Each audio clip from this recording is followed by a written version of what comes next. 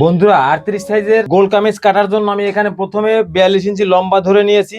তারপর আমি এখানে পুটের মাপ দিয়েছি 14 ইঞ্চি এবং তারপর আমি সেলাই রক রেখেছি। তারপর আমি বডির মাপ ধরেছি এখানে 38 মানে 9.5, এখানে ধরেছি আমি 32 মানে 8 ইঞ্চি। এরপর আমি ঘেরের মাপ ধরেছি এখানে 19 ইঞ্চি।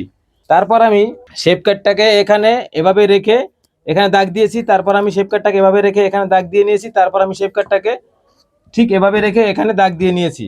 তারপর আমি এখানে কোনাটা এভাবে রাউন্ড করে একটু মিলিয়ে দিয়েছি।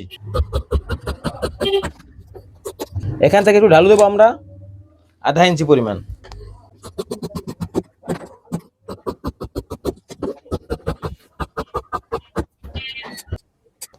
এখানে আমরা গলা সরানো দেবো এখানে 3 ইঞ্চি।